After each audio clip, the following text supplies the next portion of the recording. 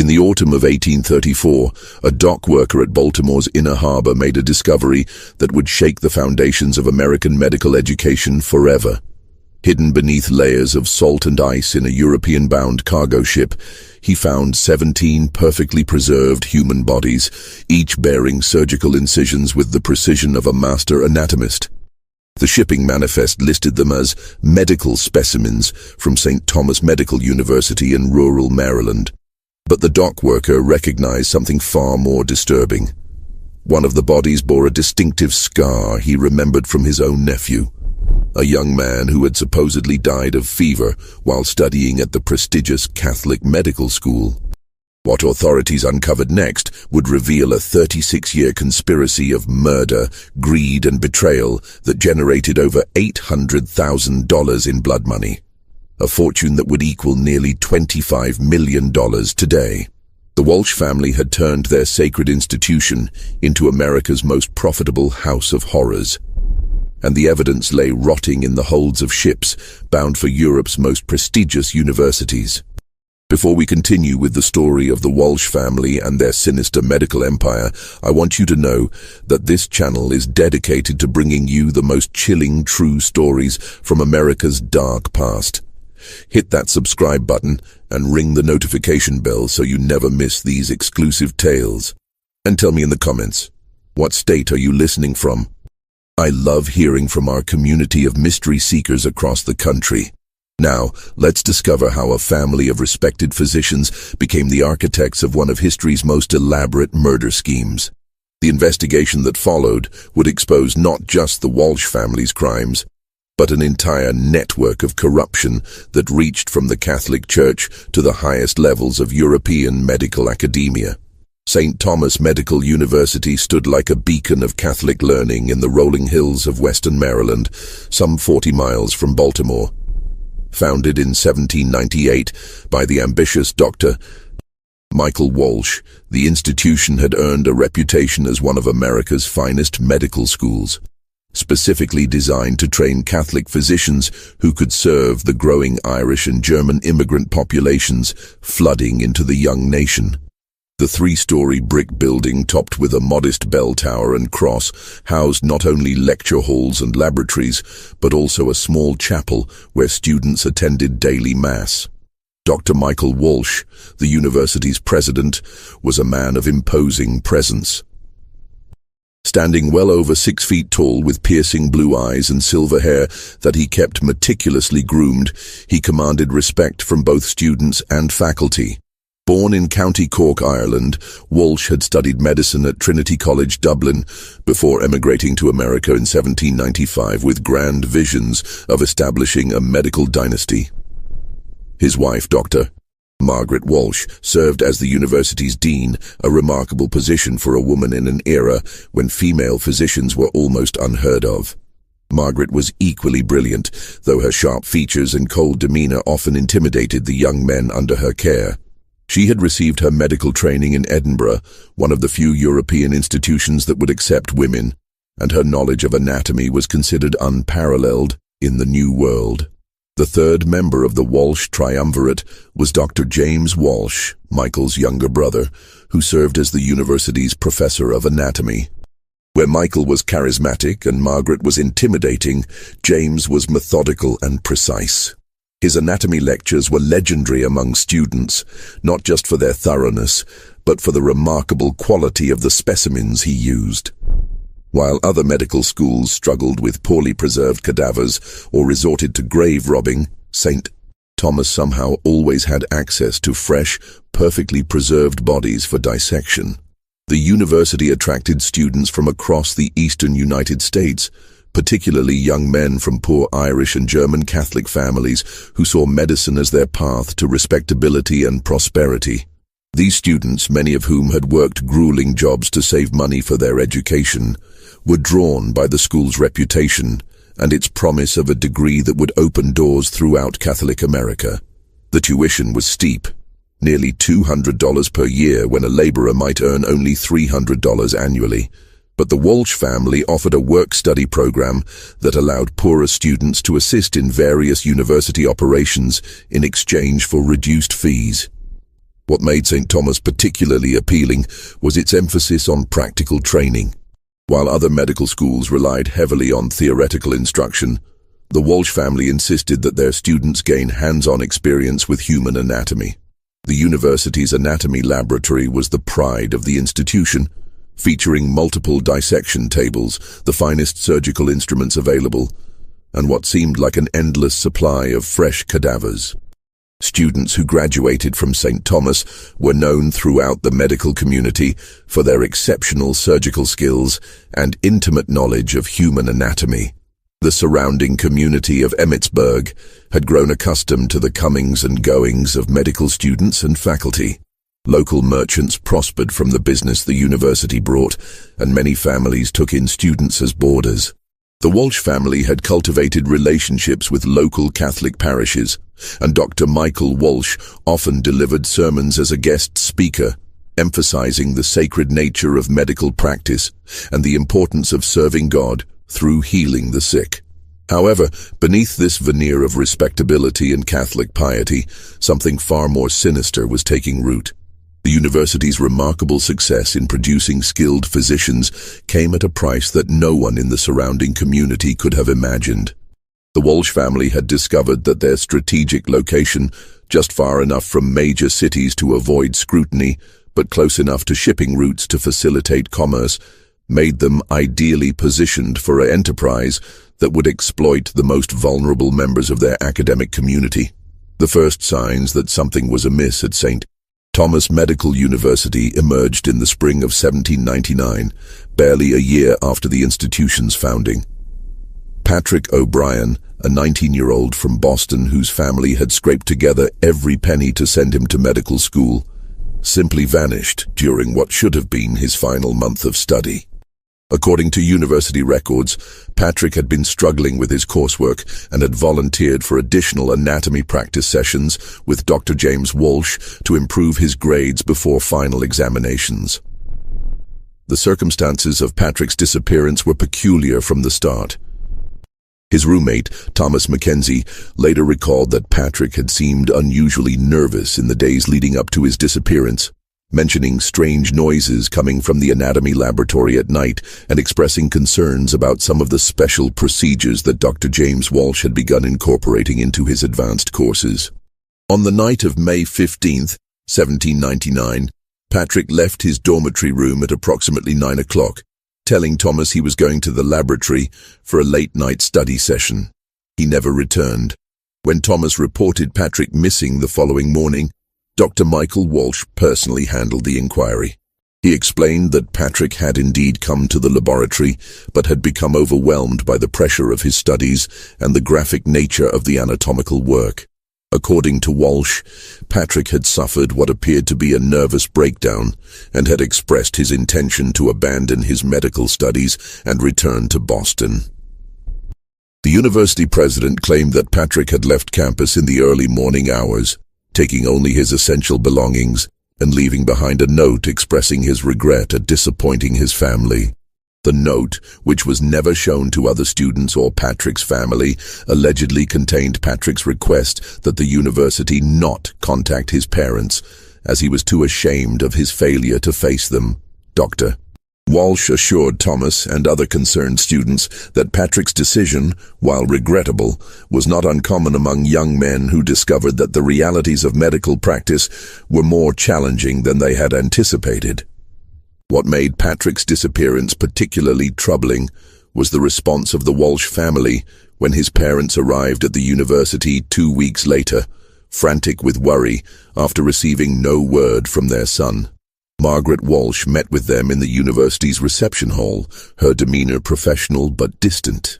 She repeated the story of Patrick's nervous breakdown and departure, but when his mother asked to see his belongings or the note he had allegedly left, Margaret explained that Patrick had specifically requested that all his possessions be donated to charity and that his personal effects had already been distributed to needy students. Patrick's father, a dock worker who had sacrificed years of wages to send his son to medical school, became increasingly agitated during the meeting. He insisted that his son would never have left without word, that the boy had been writing home regularly, and had expressed nothing but enthusiasm for his studies in his most recent letter. Margaret Walsh remained unmoved, suggesting that young men often concealed their struggles from their families and that Patrick's breakdown had been sudden and severe. The O'Brien family's attempts to involve local authorities proved futile. Sheriff William Hawkins, who had developed a cordial relationship with the Walsh family and often dined at their home, conducted what he described as a thorough investigation. He interviewed several students, all of whom confirmed that Patrick had seemed troubled in his final days. More significantly, Dr.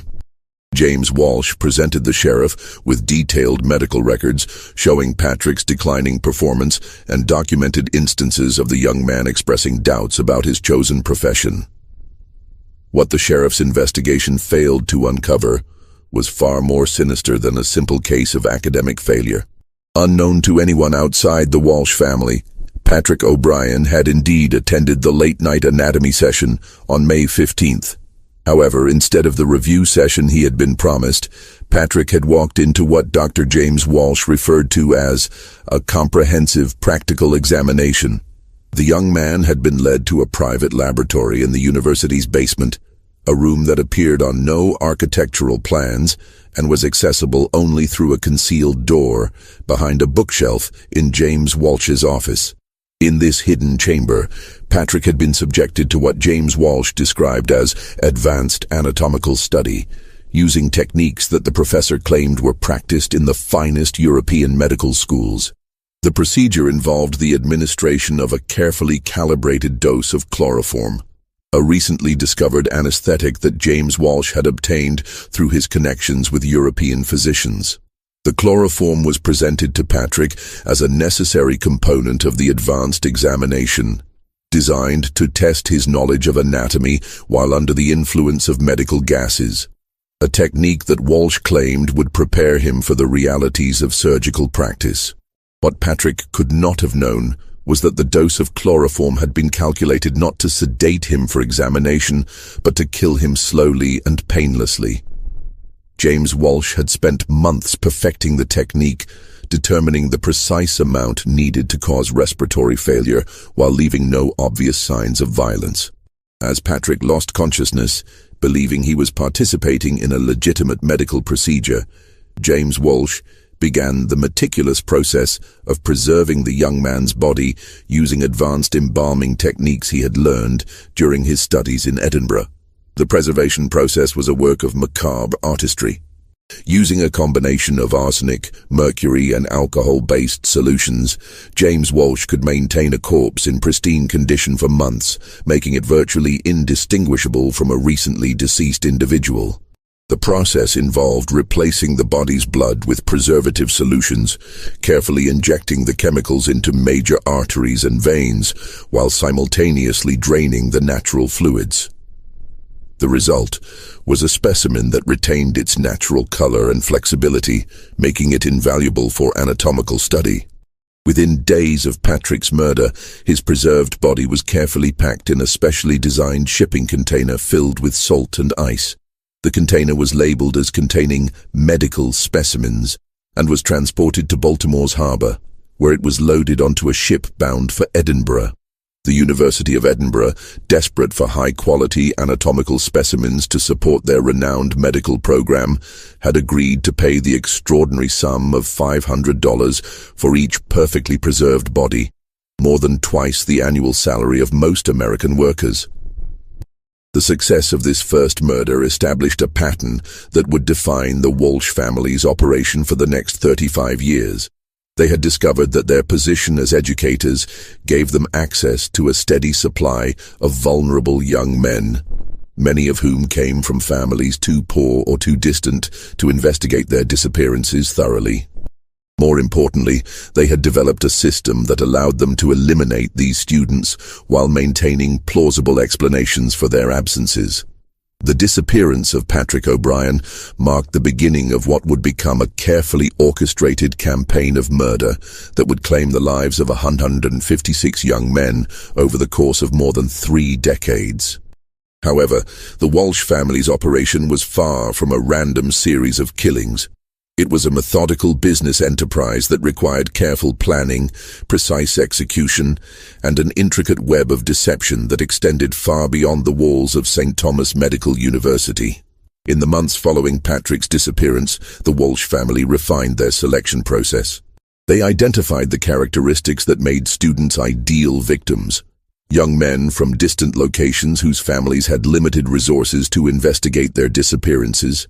Students who were struggling academically and might believably abandon their studies, and particularly those who had few close friendships within the university community. The work-study program that had initially been designed to help poor students afford their education became a hunting ground for the Walsh family's predatory enterprise. Dr. Margaret Walsh, with her position as dean, had access to detailed information about every student's background, financial situation, and family circumstances. She maintained meticulous records that included not only academic performance, but also personal details about each student's family, their ability to pay tuition, and their social connections within the university. Students who met their criteria were gradually drawn into what the Walsh family called advanced study opportunities, special programs that promised additional training but actually served to isolate potential victims from their peers. The basement laboratory where Patrick O'Brien had met his fate was expanded and improved over the years. James Walsh had created what was essentially a sophisticated killing chamber disguised as a medical facility. The room contained multiple dissection tables, advanced surgical instruments, and an elaborate system for preserving bodies using techniques that were decades ahead of their time. The walls were lined with medical texts and anatomical charts, creating the illusion of a legitimate educational facility while concealing the room's true purpose. The preservation techniques that James Walsh had developed were revolutionary for their time. By combining traditional embalming methods with chemical innovations, he could maintain bodies in perfect condition for months or even years. The process involved multiple stages. First, the careful draining of blood and replacement with preservative solutions. Second, the injection of specialized chemicals into organs and tissues. And finally, the application of external treatments that maintain the body's natural appearance and flexibility. The result was specimens that were superior to anything available to European medical schools at the time. The financial aspects of the operation were managed by Dr. Michael Walsh, who had established relationships with medical schools throughout Europe. Using his credentials and reputation, he had convinced institutions in Edinburgh, London, Paris, and Dublin that St. Thomas Medical University had access to an exceptional supply of fresh cadavers due to their location near several hospitals and their connections with local Catholic parishes. The European schools, desperate for high-quality anatomical specimens and trusting the word of a fellow Catholic physician, agreed to pay premium prices for the preserved bodies. The shipping operation was complex and required careful coordination. Bodies were packed in specially designed containers that appeared to be standard medical supply shipments. The containers were filled with salt, ice, and sawdust to maintain temperature and prevent decomposition during the lengthy ocean voyage. Shipping documents identified the contents as anatomical specimens or medical research materials, and the containers were labeled with the names of legitimate medical institutions. The Walsh family had developed relationships with several shipping companies, and their frequent shipments of medical supplies to Europe became a routine part of Baltimore's maritime commerce. To maintain their cover story, the Walsh family created elaborate documentation for each victim's disappearance. They maintained detailed records of academic performance, disciplinary issues, and personal problems that would support their explanations for why students had left the university. In some cases, they even forged letters from students to their families, explaining their decisions to abandon their studies and seek opportunities elsewhere. These letters, written in James Walsh's careful handwriting, often contained references to personal shame, financial difficulties, or a loss of faith in their chosen profession. The local community remained largely unaware of the true nature of the Walsh family's activities. The university's reputation continued to grow, and graduates consistently demonstrated exceptional surgical skills and anatomical knowledge. Local merchants prospered from the business the university brought to the area, and the Walsh family were respected members of the community who contributed generously to local charities and church activities. Sheriff Hawkins, who had investigated several student disappearances over the years, had developed a trusting relationship with the Walsh family and rarely questioned their explanations for students who suddenly departed. The selection of victims followed a carefully planned schedule. The Walsh family typically identified between 4 and 6 students per year who met their criteria. The murders were usually carried out during the winter months when shipping to Europe was less frequent, allowing them to accumulate several preserved bodies before arranging transportation. The timing also coincided with the university's most intense academic periods, when students might believably suffer breakdowns or decide to abandon their studies. By 1810, 12 years after Patrick O'Brien's murder, the Walsh family had killed 43 students and generated over $200,000 in revenue from their European customers. The operation had become so successful that they had begun to expand their facilities and consider increasing their output. However, success also brought new challenges, as the growing number of disappearances began to attract attention from sources beyond the local community. The first serious threat to the Walsh family's operation emerged in the spring of 1811, when Father Timothy O'Malley arrived at St. Thomas Medical University to investigate concerns raised by several Irish parishes in Boston and New York. Father O'Malley, a stern and methodical priest who served as an unofficial liaison between Irish Catholic families and educational institutions, had been contacted by more than a dozen families whose sons had supposedly abandoned their medical studies at St. Thomas. What troubled Father O'Malley was not just the number of cases, but the remarkable similarity in the circumstances of each disappearance. Father O'Malley's investigation began with a careful review of the cases. In each instance, the missing student had been described as struggling academically in the weeks before their disappearance, despite having previously shown strong performance. Each student had supposedly left the university suddenly, often in the middle of the night, without saying goodbye to roommates or close friends. Most disturbing, each family had received a letter from the university explaining their son's departure, but none had received direct communication from the students themselves.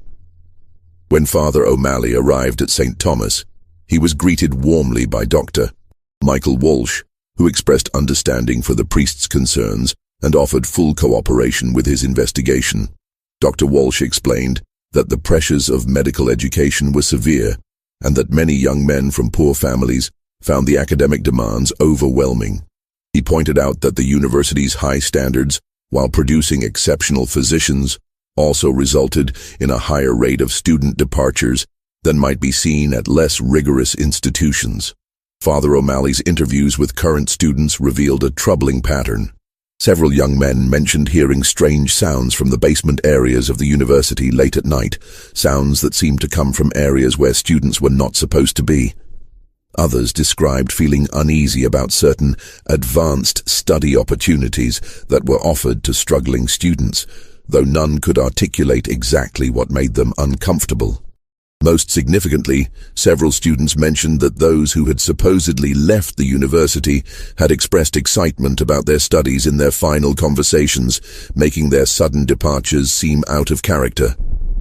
The priest's investigation took a more serious turn when he attempted to verify the university's claims about student departures.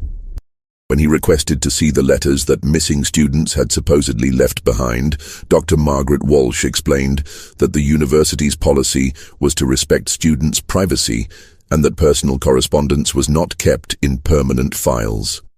When Father O'Malley asked to examine academic records for the missing students, he was shown files that documented declining performance and behavioral problems, but the priest noticed that many of the entries appeared to have been made in similar handwriting and with similar ink, suggesting they might have been created at the same time rather than over the course of several months.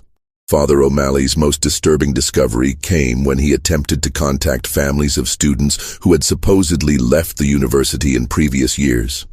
Using church records and connections with parishes throughout the Northeast, He was able to locate several families who had never received any communication from their sons after the initial notification from the university.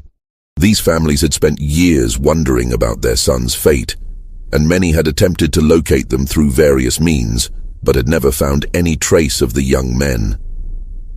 The priest's investigation might have exposed the Walsh family's operation, if not for a carefully orchestrated campaign of intimidation and misdirection.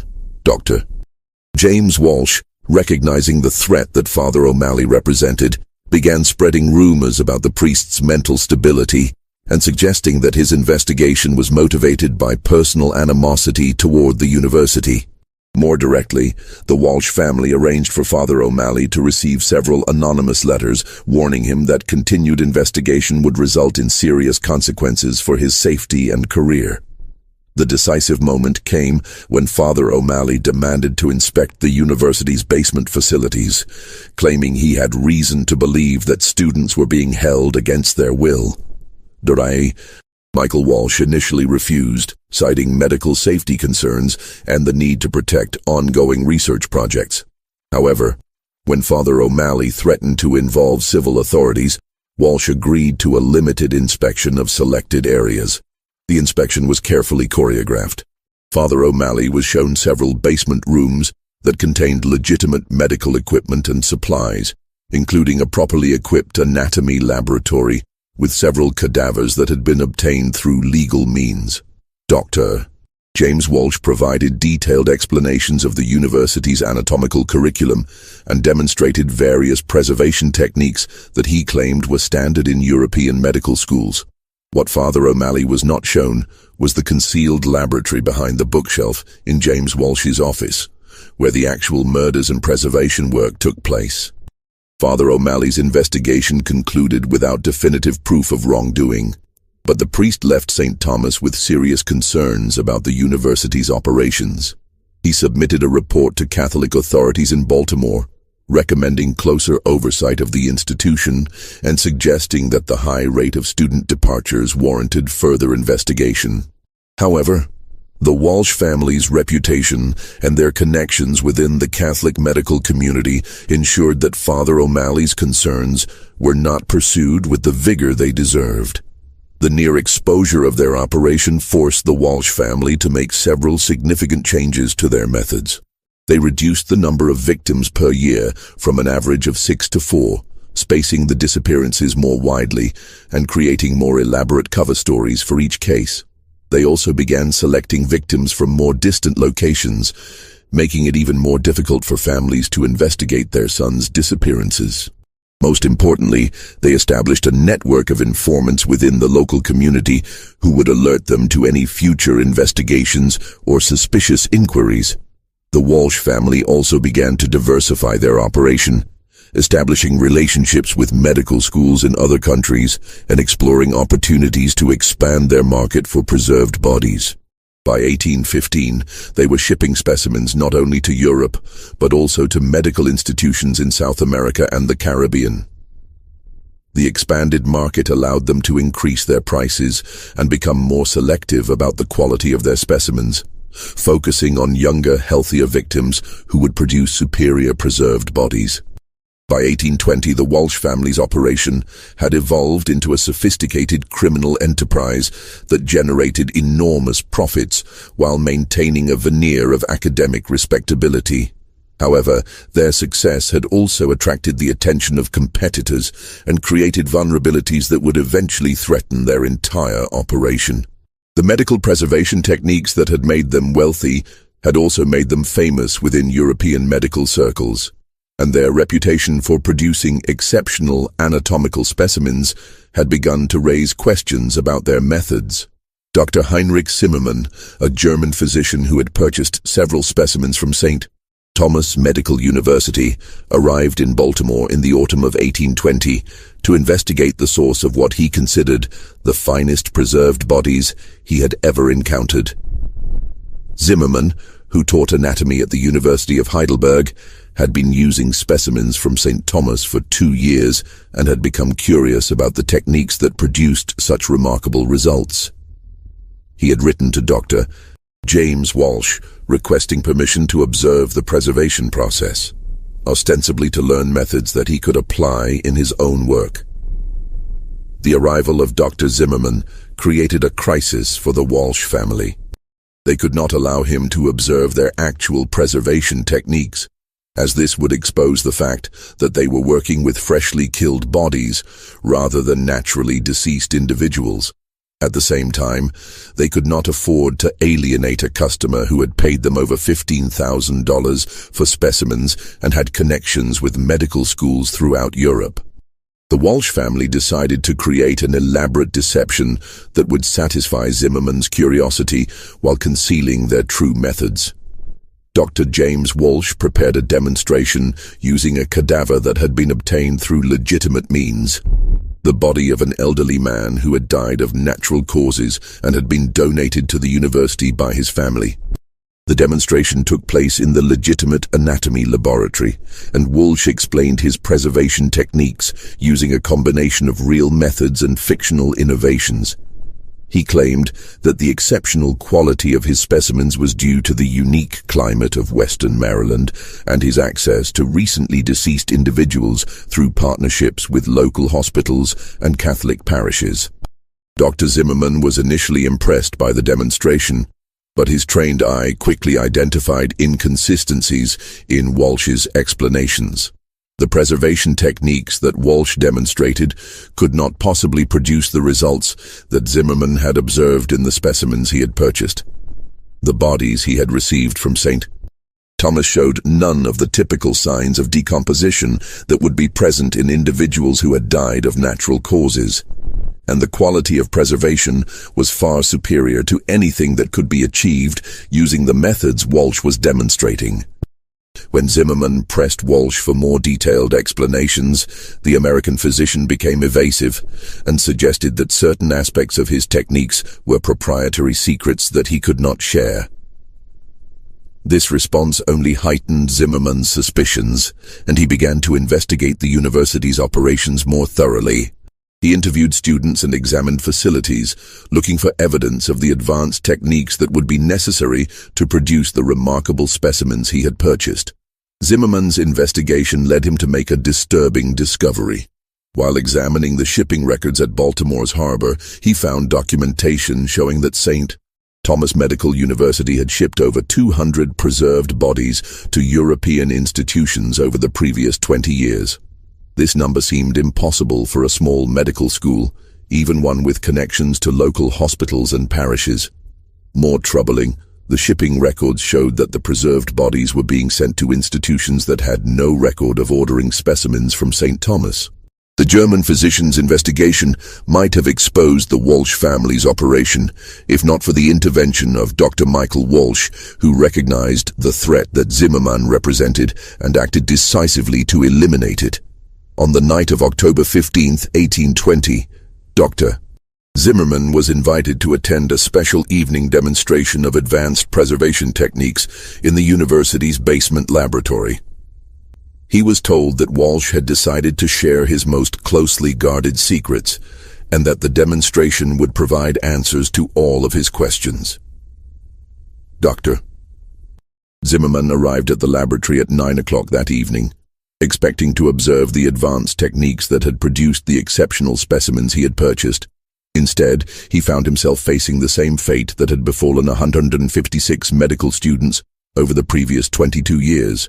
The German physician was administered a carefully calculated dose of chloroform, ostensibly to demonstrate the use of anesthetics in anatomical study, but actually to kill him slowly and painlessly. The murder of Dr. Zimmerman marked a significant escalation in the Walsh family's criminal activities. Unlike the medical students who had been their previous victims, Zimmerman was a respected physician with connections throughout European medical communities.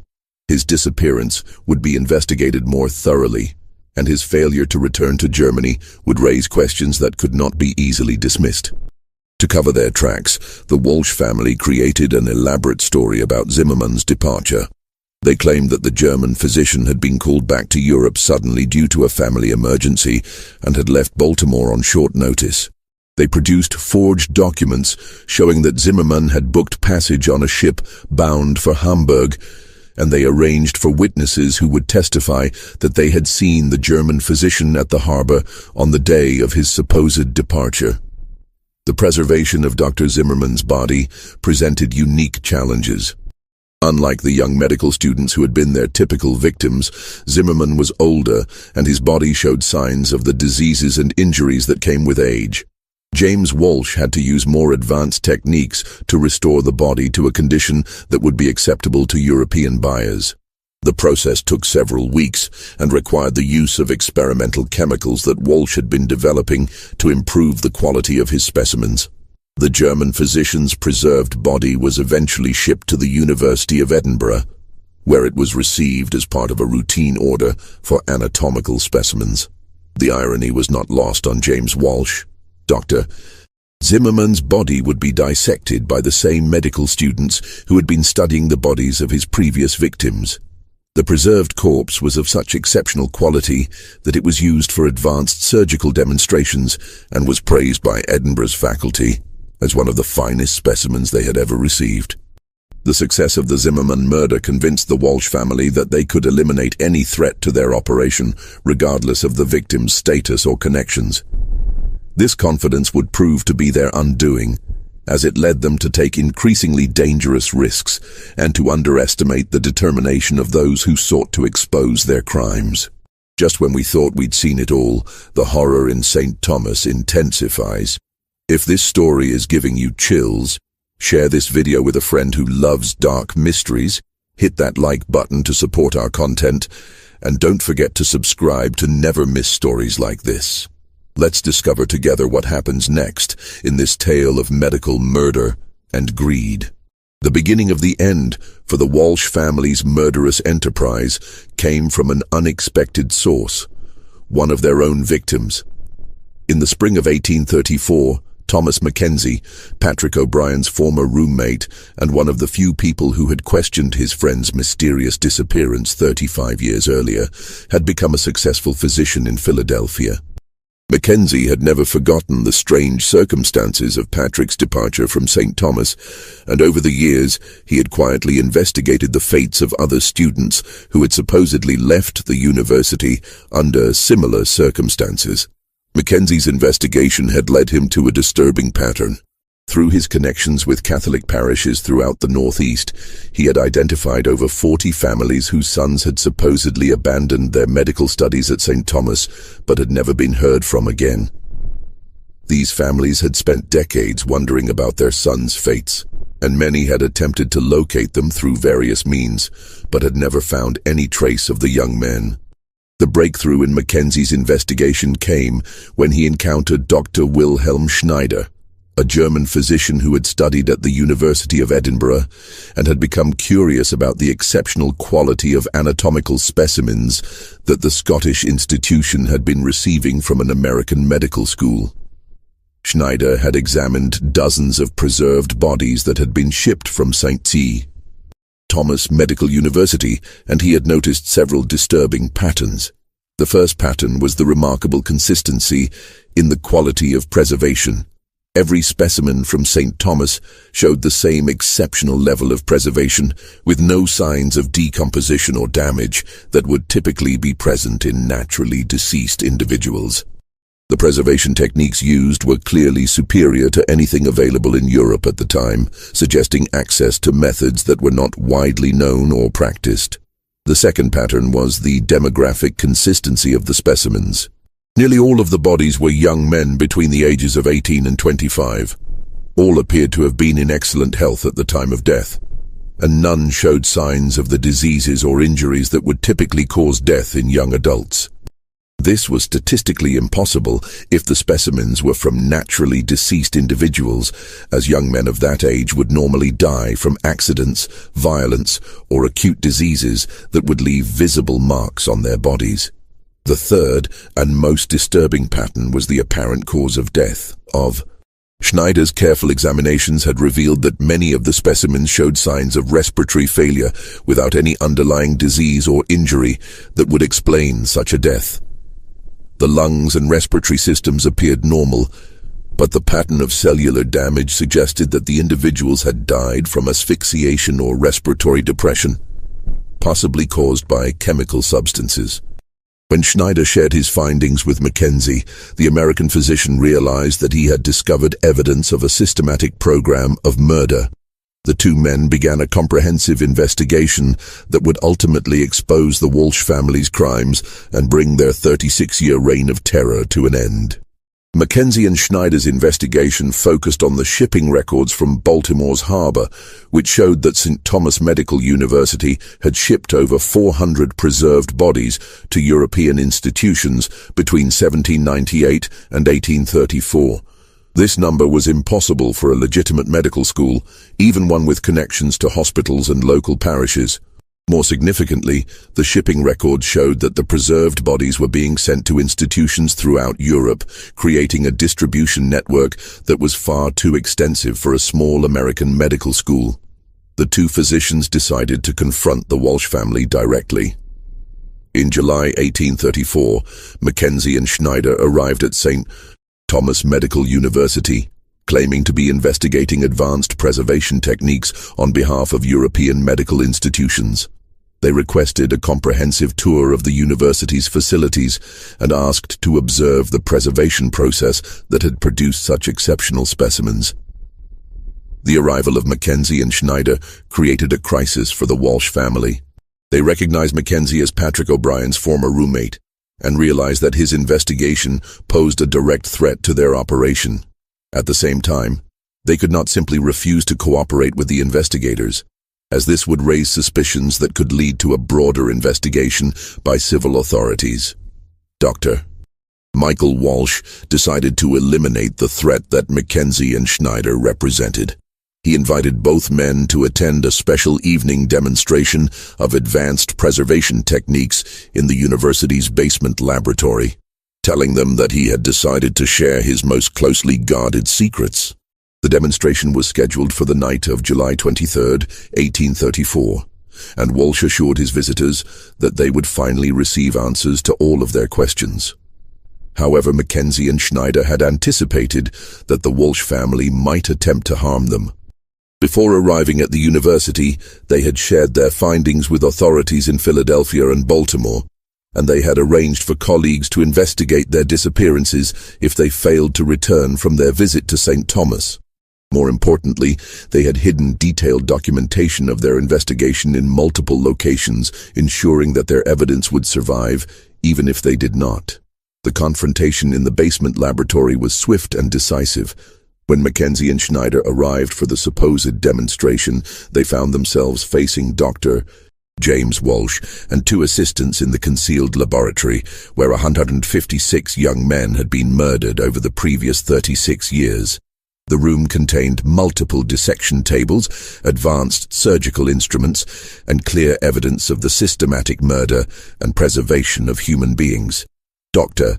James Walsh attempted to administer chloroform to both investigators, using the same technique that had killed Patrick O'Brien and dozens of other victims.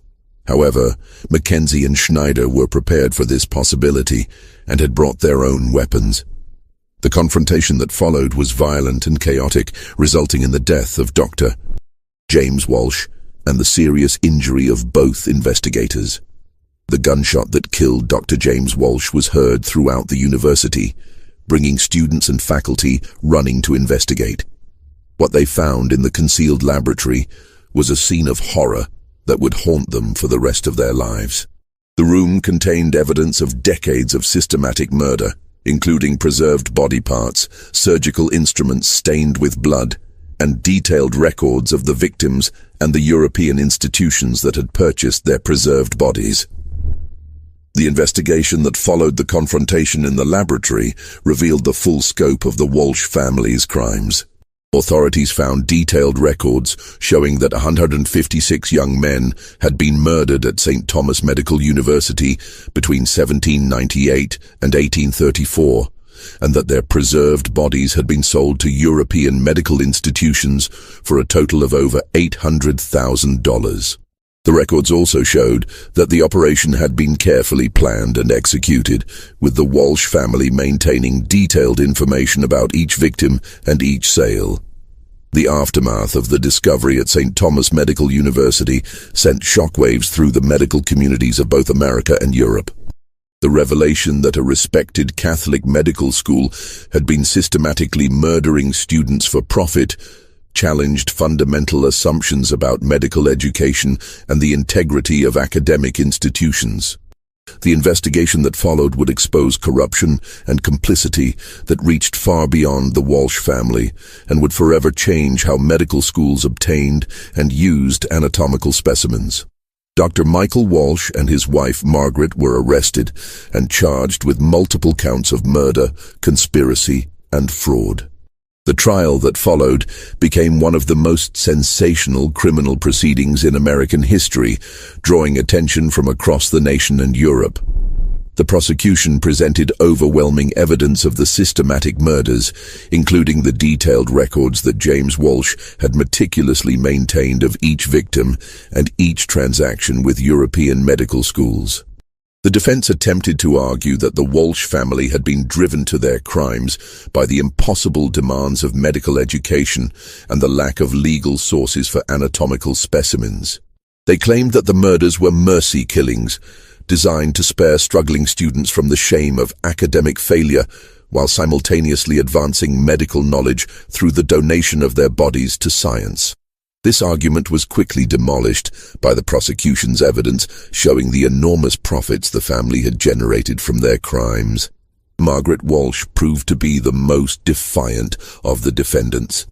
During her testimony, she showed no remorse for the murders, instead expressing pride in the quality of medical education that St. Thomas had provided and the contributions their preserved specimens had made to European medical knowledge.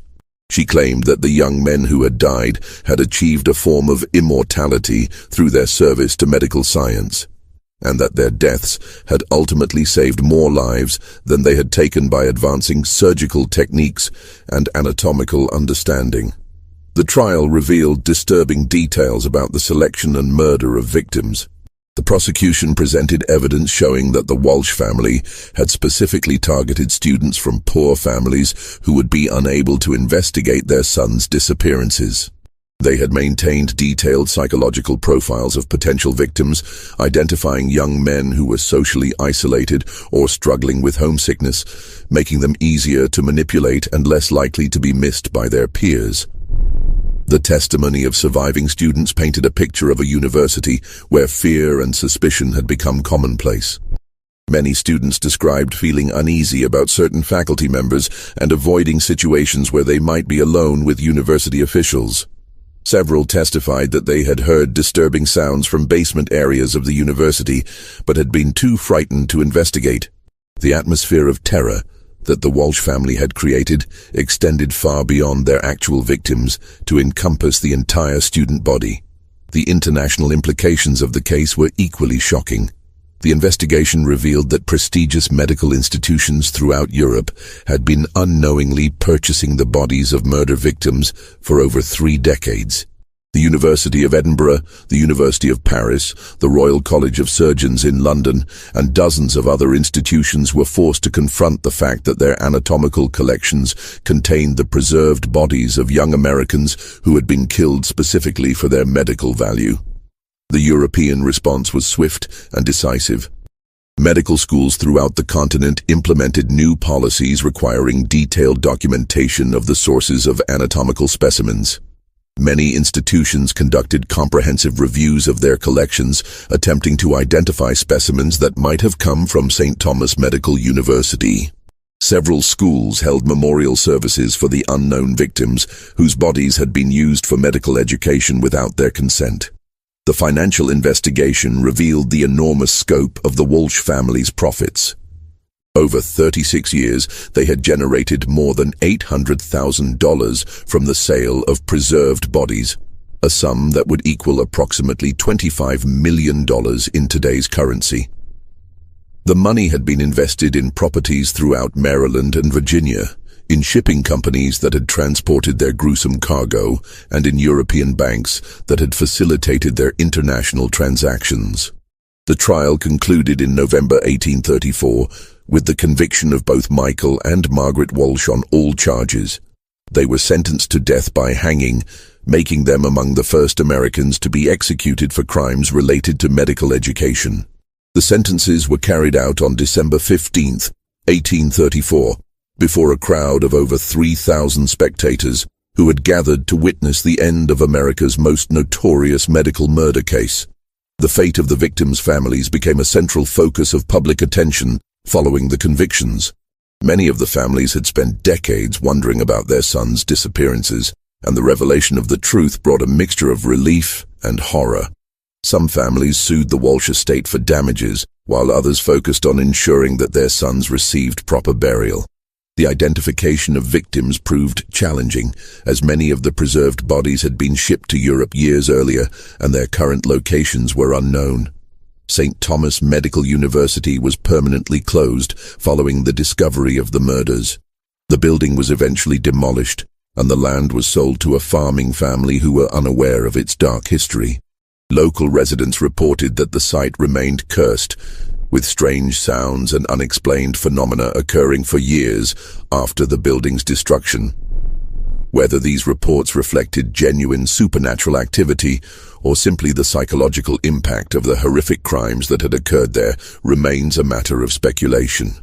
The impact on medical education in America was profound and lasting. The Walsh case led to the establishment of strict regulations governing the procurement and use of anatomical specimens in medical schools. Institutions were required to maintain detailed records of the sources of their cadavers and to ensure that all specimens were obtained through legal means. The case also sparked a broader conversation about the ethics of medical education and the responsibilities of educators to protect their students. The international medical community was forced to confront uncomfortable questions about the demand for anatomical specimens and the pressure this demand placed on medical schools to find sources for cadavers. The high prices that European institutions had been willing to pay for preserved bodies had created a market that encouraged criminal activity. As a result, medical schools throughout Europe and America began developing alternative methods for teaching anatomy, including the use of artificial models and more limited use of cadavers. The psychological impact on the medical profession was equally significant. Physicians who had trained at institutions that used specimens from St. Thomas were forced to confront the possibility that their education had been built on murder. Many doctors reported feeling haunted by the knowledge that their surgical skills might have been developed through the study of murder victims. Some physicians left the profession entirely, unable to reconcile their commitment to healing with their unwitting participation in the Walsh family's crimes. The case also had broader implications for American society's trust in educational institutions. The revelation that a respected Catholic medical school had been systematically murdering students for profit challenged fundamental assumptions about the integrity of academic institutions and the safety of higher education. Parents throughout the country began questioning the safety of sending their children to distant schools, and many institutions implemented new policies designed to ensure better communication with students' families. The documentation discovered in the Walsh family's hidden laboratory provided historians with an unprecedented window into the operation of a systematic murder enterprise. The detailed records they had maintained included not only information about their victims, but also correspondence with European medical schools, financial records of their transactions, and technical notes about their preservation techniques. This documentation became crucial evidence in understanding how such a massive criminal operation could have continued undetected for over 3 decades. The preservation techniques that James Walsh had developed were studied by forensic experts and medical professionals who were amazed by their sophistication and effectiveness. While the techniques had been used for horrific purposes, they represented genuine advances in anatomical preservation that were decades ahead of their time. Some of the methods that Walsh had developed were eventually adopted by legitimate medical institutions, though their connection to the murders ensured that they were always associated with the dark history of St. Thomas Medical University. The investigation also revealed the extent to which the Walsh family had corrupted local officials and community leaders. Sheriff William Hawkins, who had investigated several student disappearances over the years, was found to have accepted significant payments from the Walsh family in exchange for limiting his investigations. Several local businessmen who had facilitated the shipping of preserved bodies to Europe were charged as accessories to murder, though most received relatively light sentences in exchange for their cooperation with authorities. The religious implications of the case were particularly troubling for the Catholic community.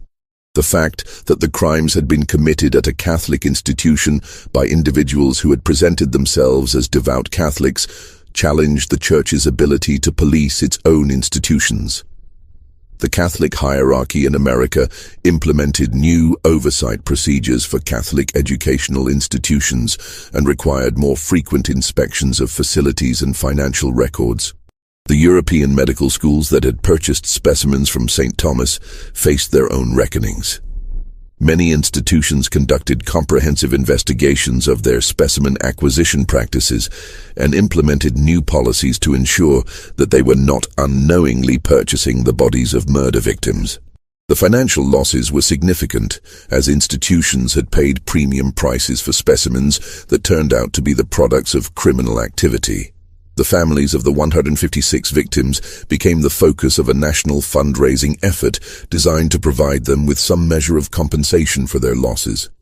While no amount of money could restore their sons or ease their decades of uncertainty, the funds helped many families pay for memorial services and provided some financial support to those who had been impoverished by their attempts to investigate their sons' disappearances. The case established important legal precedents for the prosecution of crimes related to medical education and the international trafficking of human remains. The Walsh convictions were among the first in American history to address the systematic murder of individuals for commercial purposes, and the international scope of the case led to new treaties governing the trade in anatomical specimens between countries. This mystery shows us the devastating consequences of unchecked ambition and the corruption of institutions meant to protect and educate. The Walsh family's crimes remind us that evil can flourish even in the most respected institutions when greed overcomes humanity and when oversight fails. What do you think of this story? Do you believe everything was revealed? Or might there be other medical schools with similar dark secrets?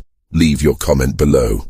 If you enjoyed this tale and want more horror stories like this, subscribe, hit the notification bell, and share with someone who loves mysteries.